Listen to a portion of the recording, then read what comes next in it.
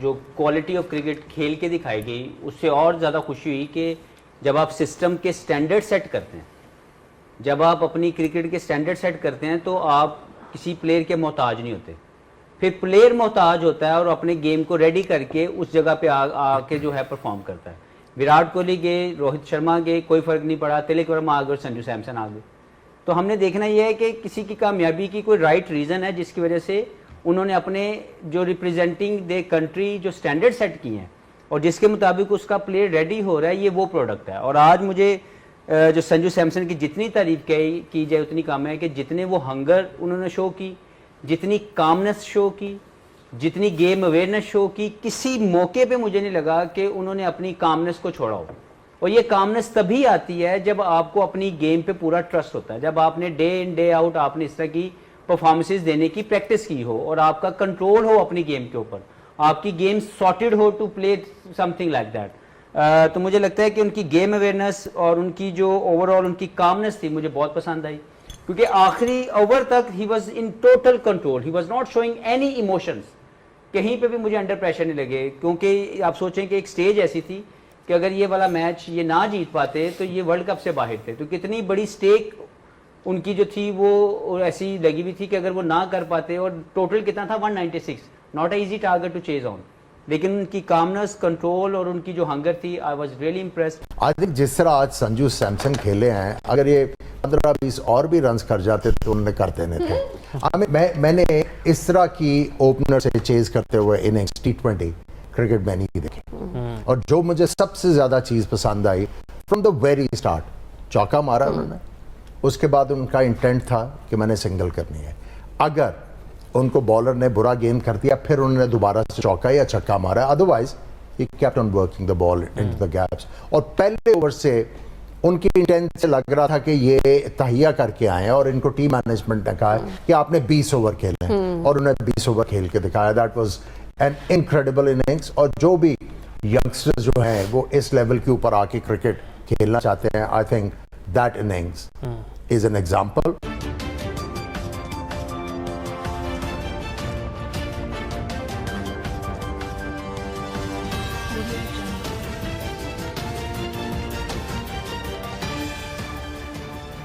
नमस्कार दोस्तों, मैं हूं नीरज और आप देख रहे हैं दुनियादारी।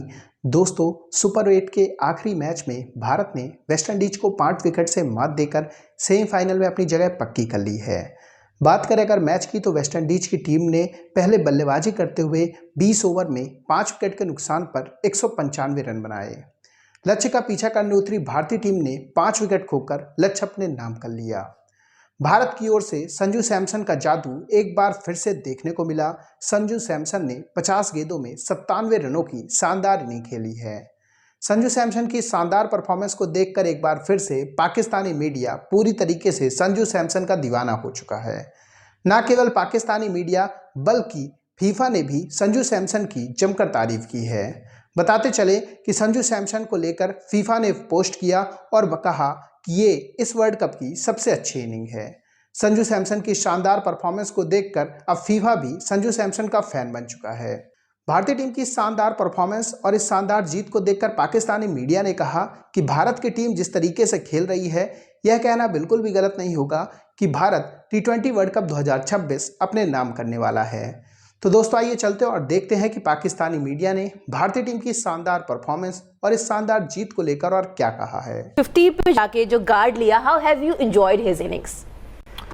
देखिए, वो एक ट्रेडिशनल चीज़ है, यू जस्ट रीगैदर योर थॉट्स और एक आप रीस्टार्ट करते हैं। जब भी एक ब्रेक के बाद, एक माइलस्टोन की अचीवमेंट के बाद ना, होता ही है कि थोड़ा सा आपको रिलीफ मिलता है, तो that is a little bit of patch in your concentration.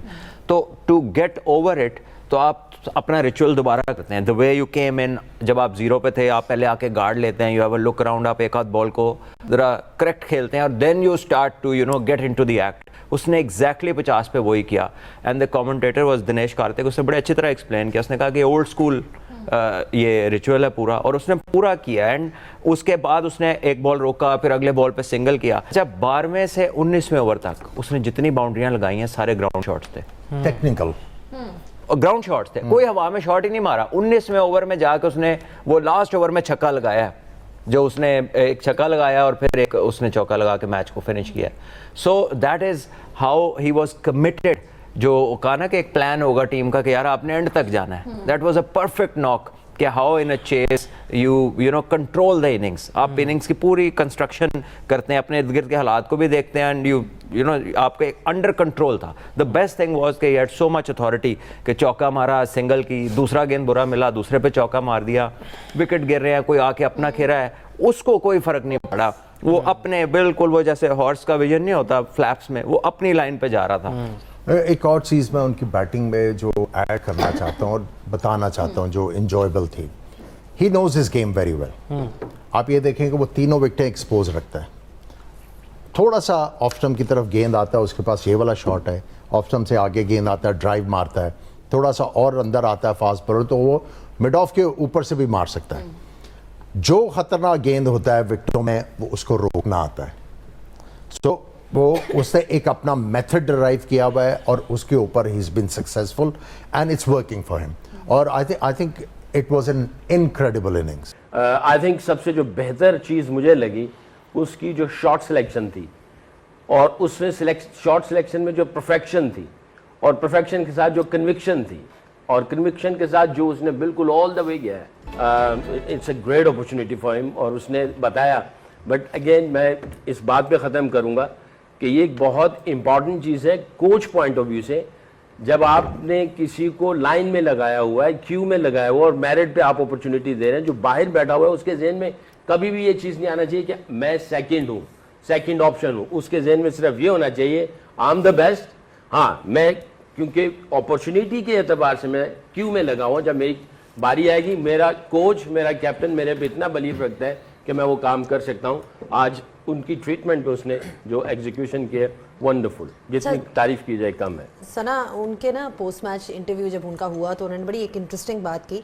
उन्होंने कहा कि आपको मौका मिला, अपॉर्चुनिटी मिली, आप बाहर भी रहे हैं टीम से इसने. तो उन्होंने एक बात बोली कि मैं 10 साल से टीम के साथ हूँ और मैंने कोहली और रोहित शर्मा को चेज करते हुए देखा है, doing it over and over and over and over again. तो वही वाली बात कि वो खेल नहीं रहे थे लेकिन उनके सामने वो एक एग्जाम्पल्स थे जिनसे उन्होंने सीखा. I mean for him to make that statement in the post match, it tells you about his thought process, his learning ability. क्या कहेंगी ये कितना ज़रूरी होता है as a player? I mean you can talk about his innings as well but also कि आप सीखें चीज़ों से, अपने इर्द गिर्द चीज़ों से, ऑब्जर्वेशन वगैरह इन चीज़ों से सीखें. देखिए, ये टीम स्पोर्ट है, उसमें सबसे ज़्यादा टीम स्पोर्ट हो या कोई भी स्पोर्ट हो, रोल मॉडल्स की एक बहुत बड़ी अहमियत होती है. और इसीलिए मैं बार बार ये बात करती हूँ कि हम अपने प्लेयर्स की ट्रीटमेंट बेहतर करें. क्योंकि जब बोर्ड आपके प्लेयर्स को रिस्पेक्ट देता है, कोचेस आपके प्लेयर्स को रिस्पेक्ट देते हैं, जूनियर्स अपने सीनियर्स को रिस्पेक्ट देते हैं, वो एक माहौल ऐसा क्रिएट करता है कि हर बंदा सिक्योर फील करता है. जब आप अपने ही सीनियर्स को उठा उठा के बुरी तरह ट्रीट करते हैं तो क्या होता है, हर एक के अंदर इनसिक्योरिटी पैदा होनी शुरू हो जाती है. सो जब आप सिक्योर जगह से आ रहे होते हैं तो आप दूसरे की तारीफ भी करते हैं, ऑब्जर्व करने की भी कैपेसिटी में, वही सर्वाइवल मोड से निकल के आप थ्राइविंग मोड में चले जाते हैं. तो आप कोहली को देख लें, रोहित को देख लें, उन्होंने अपने टर्म्स पे T20 क्रिकेट छोड़ी है. बीच में बड़ी बात हुई उनके ऊपर भी, करना खेलना चाहिए, किस नंबर पे खेलना चाहिए, नहीं खेलना चाहिए, बट अपने टर्म्स पे वर्ल्ड कप जिता के वो लोग गए वहाँ से. और वो एक प्रॉपर सेंड ऑफ हुआ अपने सीनियर प्लेयर्स का. वेट किया, उन्होंने भी बहुत अरसा वेट किया उस ट्रॉफी को उठाने के लिए और बोर्ड ने भी वेट किया कि ये हमारे सीनियर प्लेयर्स उसको करें. और उसके बाद जैसे संजू सैमसन की बात है, बड़ा इंपॉर्टेंट होता है जिस वक्त आप वेट कर रहे होते हैं, बड़ा मुश्किल होता है अपनी अपॉर्चुनिटी का वेट करना, कि अपने माइंडसेट को पॉजिटिव रखना. और इसमें डेफिनेटली मैं सबको ही क्रेडिट दूंगी जो उनके सपोर्ट स्टाफ, कोचिंग, बट सबसे बड़ा क्रेडिट इस प्लेयर को खुद आता है. क्योंकि आप अपने माइंडसेट पे काम करते रहें, आप इस बात पे यकीन रखते रहें कि जब मुझे जितना मिलेगा मेरे हिस्से का वही है और मैंने उसी में बेहतरीन परफॉर्म करना है, तो तभी ऐसा माइंडसेट आता है. और पिछले मैच में भी कोई एक्सक्यूजेस नहीं सना, कोई जी मुझे आज मौका दिया, पहले नहीं दिया, ये हम सुनते रहे ना. बिल्कुल. और हम तो आज इस इनिंग्स को देख रहे हैं, हम कह रहे हैं बहुत स्पेशल है. मेरे लिए स्पेशल ये था कि जब पहली बार ही आए इस वर्ल्ड कप में, पहली बॉल खेलने, इन्होंने बैकफुट पंच पे एक सीधा छक्का मारा था. That is how he started his world cup. तो आई थिंक ये बड़ा इंपॉर्टेंट है कि अपनी विकेट की परवाह ना करें, आप ये देखें कि मेरी टीम की क्या रिक्वायरमेंट है और अपने आप को बैक करें अपनी स्किल को. आई थिंक बहुत ही आउटस्टैंडिंग इनकी ओवरऑल परफॉर्मेंस. तो दोस्तों, जैसे कि वीडियो में आपने देखा कि एक बार फिर से पाकिस्तानी मीडिया भारतीय टीम का फैन बन चुका है.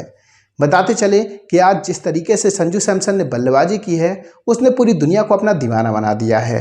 संजू सैमसन ने 50 गेंदों में 97 रन बनाए हैं। ओपनिंग करने आए संजू सैमसन ने लास्ट तक एक छोर संभाले रखा और टीम इंडिया को जिताकर ही वापस लौटे हैं। भारतीय टीम की शानदार परफॉर्मेंस को देखकर पाकिस्तानी मीडिया ने यह भी कहा कि आज जिस तरीके से जसप्रीत बुमराह बॉलिंग कर रहे थे उन्हें देखकर ऐसा लग रहा था कि शाहीन अफरीदी को उनसे क्लास लेनी चाहिए। बताते चले कि जसप्रीत बुमराह ने आज के मैच में काफी बढ़िया गेंदबाजी की और उन्होंने एक ओवर में 2 विकेट चटकाकर वेस्टइंडीज का पूरा मोमेंटम ही तोड़ दिया था। पाकिस्तानी मीडिया ने यह भी कहा कि भारत की इस टीम में ना तो विराट कोहली है ना रोहित शर्मा है, इसके बावजूद भी टीम इंडिया को उतना फर्क नहीं पड़ रहा है। हालांकि टीम इंडिया उतनी मजबूत नहीं है जितनी विराट और रोहित के समय हुआ करती थी, लेकिन यंग टीम इंडिया शानदार खेल का प्रदर्शन दिखा रही है और कोई ना कोई प्लेयर जरूर रिस्पॉन्सिबिलिटी उठाकर अच्छे से खेल रहा है। यही रीजन है कि आज टीम इंडिया सेमीफाइनल में है और पाकिस्तानी टीम सेमीफाइनल से बाहर चली जा चुकी है। बताते चले कि वेस्टइंडीज ने जब 195 रन बनाए तो पूरे पाकिस्तानी मीडिया जश्न मना रहा था।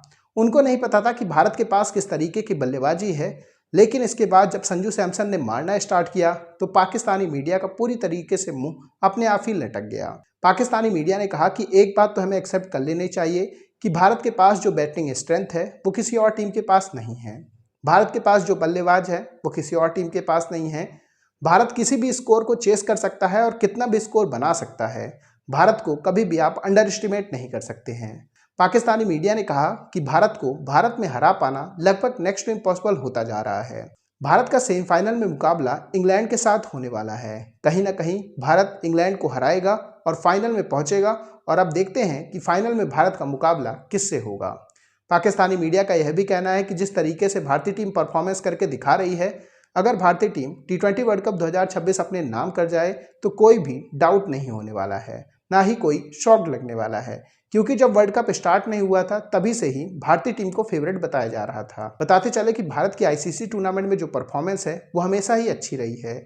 चाहे हम बात करें T20 वर्ल्ड कप 2024 की, या फिर बात करें वर्ल्ड कप 2023 की, या फिर बात करें चैंपियन ट्रॉफी 2025 की, भारत ने इन सभी टूर्नामेंट्स में बहुत ही बढ़िया परफॉर्मेंस करके दिखाई है। बताते चले कि भारत पिछले 3 ICC टूर्नामेंट में केवल 1 मैच हारा था और 1 मैच इस बार वर्ल्ड कप में हारा है साउथ अफ्रीका के खिलाफ। अदरवाइज भारत ने अपने सभी मैच जीते हैं, जो कि दर्शाता है कि भारत की ICC टूर्नामेंट में परफॉर्मेंस कितनी अच्छी है।